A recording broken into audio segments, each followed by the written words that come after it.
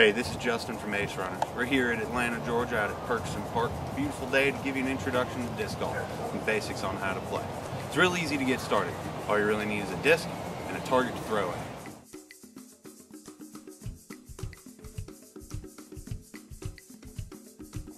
Disc golf's played a lot like traditional ball golf. You play a course of holes from the designated tee pad to the target, and whoever has the fewest number of strokes at the end of the course wins.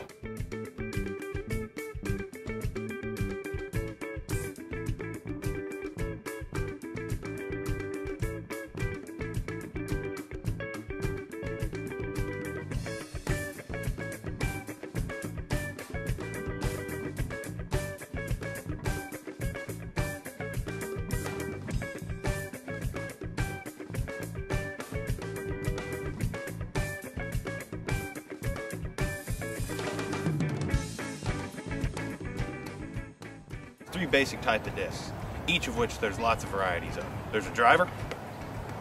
Drivers have the sharpest edge. They're going to go the fastest, fly the furthest. Next there's mid-ranges. A little bit duller edge. They're not going to go as far. They're a little bit easier to control.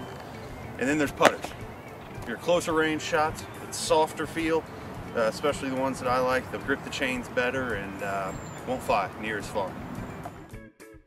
After each throw, your next shot is thrown from directly behind where the disc lands. You can mark this lie with a mini marker disc. To do this, you place your mini against your disc so that it's between it and the basket. You can now pick up your disc and throw from directly behind the mini marker. You don't have to use a mini unless you want to use the same disc you just threw, but flipping the disc over toward the hole to gain the few extra inches is against the rules. Anytime your disc is 10 meters or further from the basket, you can travel past or follow through your established lie after the disc has been released. That means that from outside of that 10 meters, you can jump putt. Jump putting provides more power for your longer putts, but on putts from within that 10 meters, you have to be controlled and balanced until that disc comes to rest, which is hopefully in the basket. Also, if you step past your mini on a putt, it's considered a falling putt, which after a warning is a one-stroke penalty in any sanctioned round.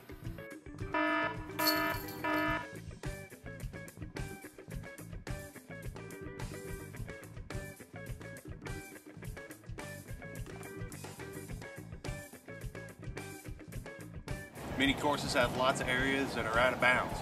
Clearly that one is. What you do when that happens is you take your mini, in the last spot where it crossed, you mark it a meter in, and you play it from there with a one-stroke penalty. At some tournaments, the tournament director might call the 2-meter rule in effect, which is where if your disc is hung in a tree more than 2 meters, you're out of bounds. And what you do in that case is you mark your disc directly underneath it. You take a one-stroke penalty. If the 2-meter rule isn't in effect, you just play it from there with no penalty.